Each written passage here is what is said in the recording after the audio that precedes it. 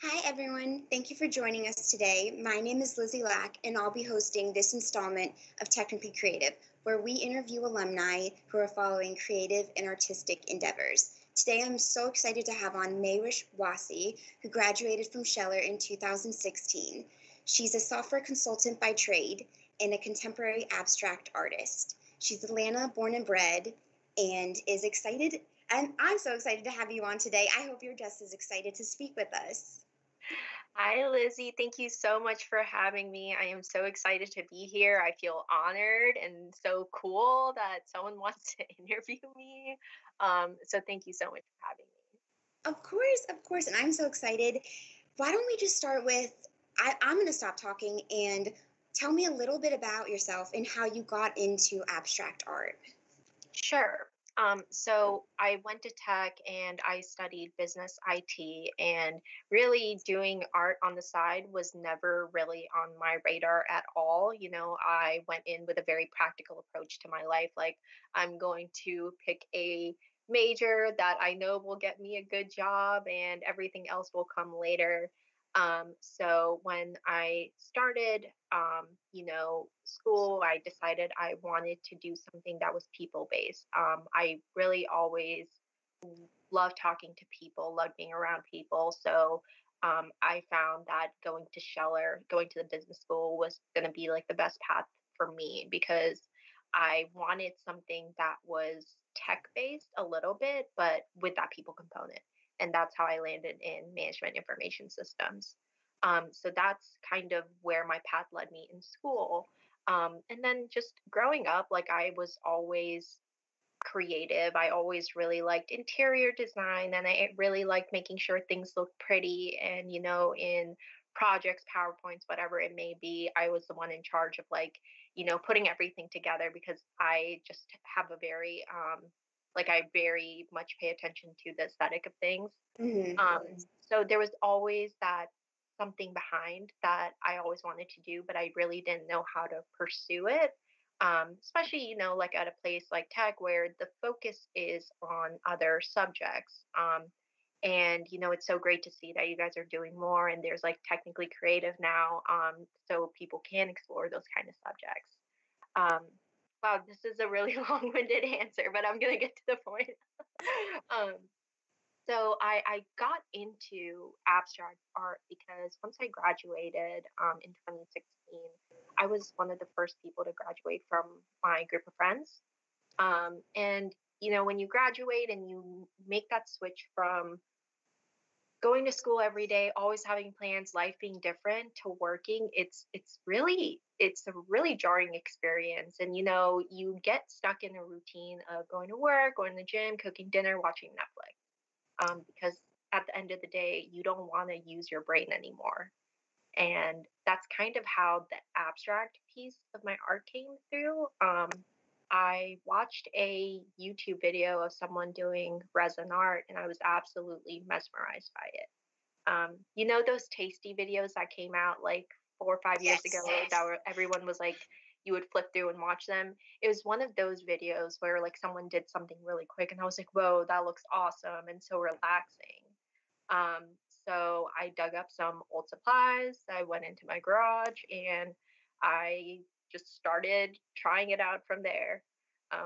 And that's where I really like the abstract piece of it because you don't have to think about the painting. You don't have to sketch something out and you don't have to do a lot of planning. And that was perfect for what I was looking for, like I didn't want to be doing more mental work when I got home from work. I wanted to be doing something that used my hands and, really recharge me from like a creative standpoint. Can you, for people watching that might not know, what exactly is resin? Sure. So resin is essentially a medium. So just like people paint in oils, they paint in acrylics. Resin is a medium. It's a newer medium that people have started using in painting.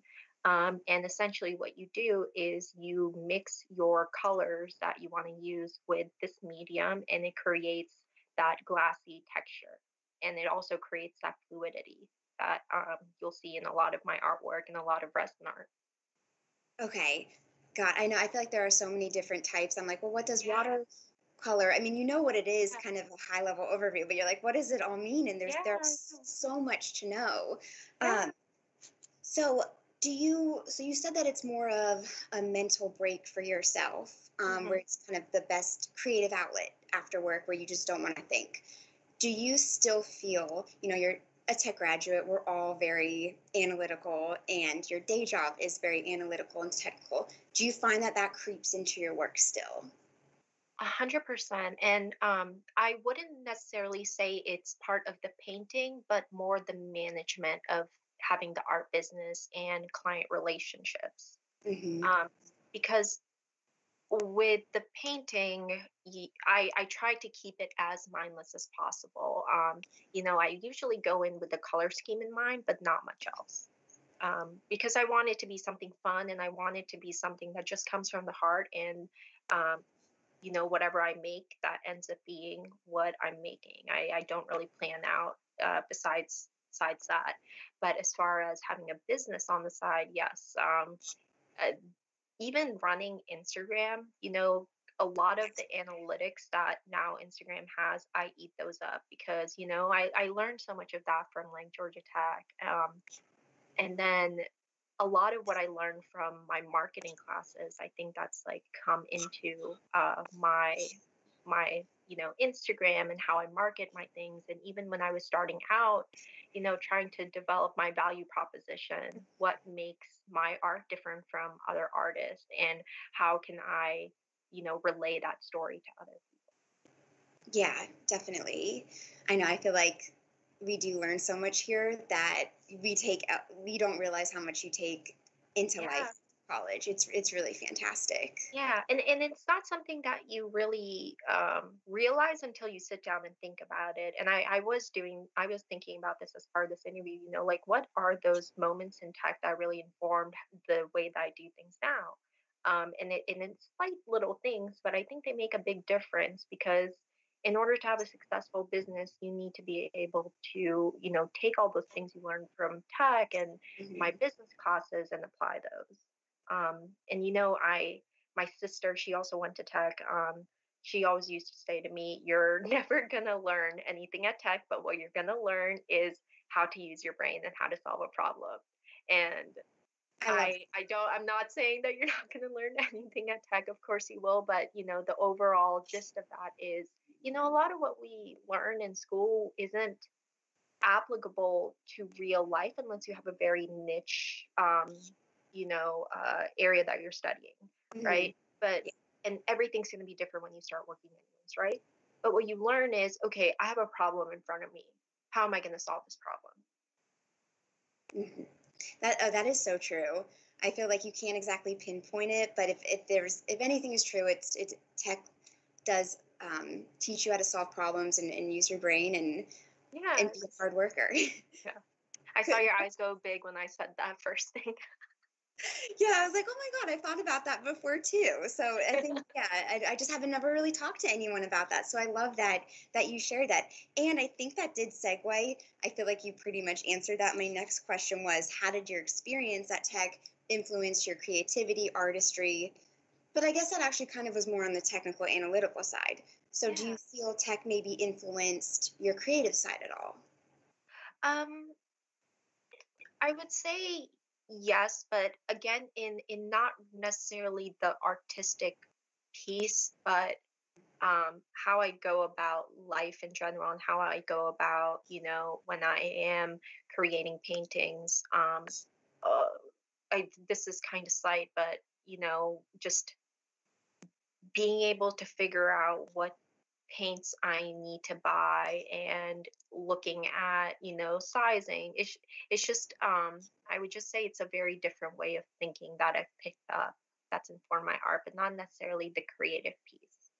I will say that the marketing classes took, again, they were the most informative. Hmm. A lot of the data analytics classes I took more from the business side. And then I was part of Heroes at Tech, which is Okay. like an organization at Georgia Tech. And I held pretty much every role when I was in that organization. And a lot of the stuff that I did for that organization was like, the creative Instagram, creating ads, getting people to come out to fundraisers. And I can draw a lot of parallels for how that applies to like, my art business. Yeah. Oh, I love that. Um, so correct me if I'm wrong, but I heard you say when you started this, you kind of pulled out, you had to buy a lot of materials, but you also had materials that you had um, at your house. So, did your artistic journey start when you were a child? Have you always been doing art, or is this something fairly new? A little bit of both. Okay. So this specific style of art is definitely new for me, but as a kid, I was always, artistically inclined. I loved all my art classes. I was always doodling, and I mentioned in the beginning, like I've always liked things to be aesthetically pleasing. So, even, in elementary school and middle school, you would sometimes decorate your doors for like homecoming. you Yes. know, I always wanted to be in charge of that. I was like, no, no one else is going to do it right. You need to cut this thing in a certain way and it's going to look prettier. So I was always the person that wanted to raise my hand for any creative endeavors. And, as life went on, that kind of, you kind of put those things to the side because I didn't really see myself doing this as a career. Hmm. And I want to talk a little bit about that too. I love painting, but I don't think I could ever do it as like a full-time job because then it's not a hobby anymore, right? I am in total agreement with, yes, can you Yeah. expand upon that? Sure. So, like there, even growing up, like I think I always wanted to do something in the arts. Like I used to be obsessed with History Channel before it became History Channel as it is today with Ancient Aliens, like, when it used to be cool. No shade on History Channel if anyone is watching likes it. Um, I wanted to be like the person that like explains the thing that's going on in the background, and I wanted to be in interior design. So I always wanted to go into a creative role, and I don't know what the switch was, but I really got into coding for a little bit, and then it kind of just funneled me into the business science Mm. piece of my career. But something that I always did like little things on the side, but I found that as soon as I started doing something that I love for a job or something that I had to do in order to, pay bills or make it something that I'm dependent on, it doesn't become as much fun anymore. Mm. And I notice myself doing this with my art. Anytime, I have to do a lot of the non-fun, back office things like doing my taxes for my business. I'm like, Yeah. this is terrible. And it's part of running a successful business, Mm. but I am happy that I get to do both things. So I'm not, it doesn't become something that I end up disliking because it's something I need to do versus something that I want to do. Okay, so it's that fear, and I've thought a lot about that too. It's that fear of putting everything into your passion will somehow not make it your passion anymore. Yeah, yeah, Yeah. definitely. And everyone's different. There are a ton of artists that's their passion and they are going for it. But I know that for me, I am very happy having both sides of my world. I like having my consulting job and I like having my art, because I get to really use both sides of my brain. Yeah, yeah, there's definitely something to be said about that, and I and completely understand that. I do think there's that at the end of the day, a job is still a job, and there's the things that are, you know, like you said, back office, kind of, for lack of a better word, drudgery. That you're like, Yeah. yeah, it's not going to be fun at the end of the day. So I can completely understand that. Yeah. Well, speaking of having a job and then this is your creative outlet, what do you do when, well, one, how do you find sources of inspiration? And what do you do when you kind of find that inspiration waning? Oh, that's a really good question considering, the past like 6, 7 months ever since COVID hit, my inspiration has like nosedived. Um, Really? Okay. yeah. So a few different things. Just the environment we're living in, it's not really conducive to a lot of creativity. And, for some people it is, but for me, like, I just found it really hard to be creative and find inspiration. But, that's starting to pick back up again. And what I would say is, for me, it's being around other creatives. That Hmm. is definitely one of the best ways that you can inspire yourself. So I have my Instagram account where I follow artists on my art Instagram, and seeing other people chase their dreams and seeing all the great things that they're doing, that inspires you. So I would say curating your life to um, focus on where you want to be. So I do that a lot where I look at other artists for inspiration, not necessarily for the work, but just wow, they're doing it, they're getting after their dreams, and I kind of want to do that too. And then, I love to look at like magazines for like restoration hardware. They have a magazine that I love, like scrolling through, just seeing like inspiration, because a lot of like my inspiration comes from interior design. Like, I Okay. think, oh, this is a beautiful room. What painting would look good here? And I would try to create that. Do you have speaking of interior design, I want to ask you, do you have a certain, I know it's probably so hard for you, or maybe not to sum up what your aesthetic or style is, but I imagine Um, it translates to art, but what would you say that is? um, I would say, uh, so a lot of my art is has like repetitive flows. I would say that is something that I would sum up my art as. Like, it should be calming when you look at it. As far as color scheme goes, I love muted color schemes. Okay. Um, you know, there's something to be said about an art piece that doesn't necessarily take away from a room, but it adds to it. Hmm. And that's what I like about, the painting behind me is just white, gold, a little bit of gold leaf. But it pops. You walk into a room and it's like shiny and it's like there, but it's not taking away from anything else around it. So I would say something, it's like calming, but catches your eye. Yeah. No, I like that it adds to the room because you're right. There are a lot of I've seen in Yeah. people's houses, of course, not my own. I'm kidding. Yeah, you're like, oh, okay. Yeah, it doesn't take, I wouldn't say take away, but I'm sure the owner does not think that. But yeah, it can be a bit jarring. And I love that your mindset is to add to what people have and to be calming and soothing. I think that's really beautiful. Thank you. And I love looking at your art online. So Thank you. um, I do have a question about color too. Yeah. You like muted colors. Are you going into a piece of art and you're starting with a color scheme and you decide this is not what I want? Oh yeah, all the time. Because I always come back to the things I love, which is like the grays and the whites and the golds. But I love adding splashes of color in, and I do that a lot for the commission work that I do, because a lot of clients like request, a certain color scheme. So I love working with color. It's awesome, but I try to make sure it's not the main focus of the painting. I like Okay. adding splashes of color, not necessarily having like an entire green canvas with like Okay. white, a little bit of white in it. And that's a question I ask, clients when I'm doing commissions. What are your thoughts on white space? Some people don't like that; they want something really bright, um, and that's totally fine. I've done like pieces that are all color too. They're like very rainbow and bright. Um, so I tend to lean towards more neutral, but I also love like adding color in there as well.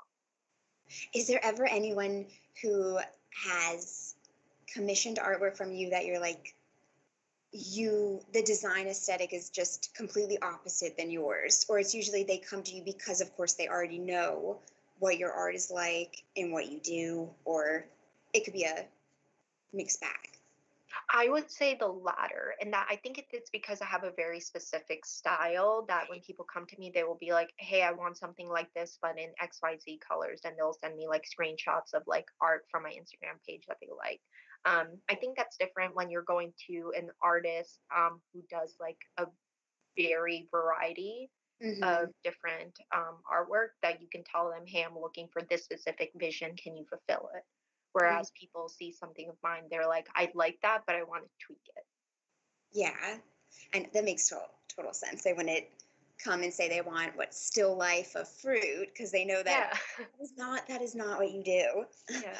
Oh, and speaking of fruit, I did want to ask you. You donate 5% of all proceeds of your art to the Atlanta Community Food Bank. Can you tell me why that is near and dear to your heart?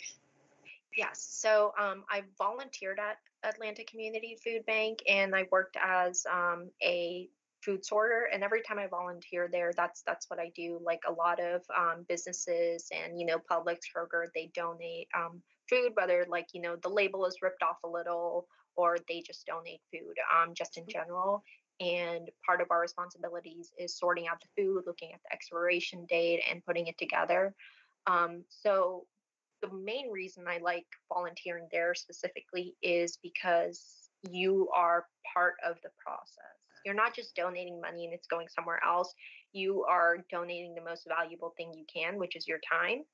And of course, you should always donate to them as well. But they need help. They need manpower to be able to pick up a can, turn it around, look at the expiration date, and see what to do with it. So I liked seeing the impact that I had because we would get an entire truckload of shipment, and when you're leaving, it's all nicely sorted out. Mhm. So having that visual, seeing the work that you completed is so fulfilling. And then also, I like the fact that I am giving back to my local community. It's because, the most important people you can take care of are your family and your neighbors. And, Atlanta, that's your neighborhood. So you should do as much as you can to help your neighbor first, right?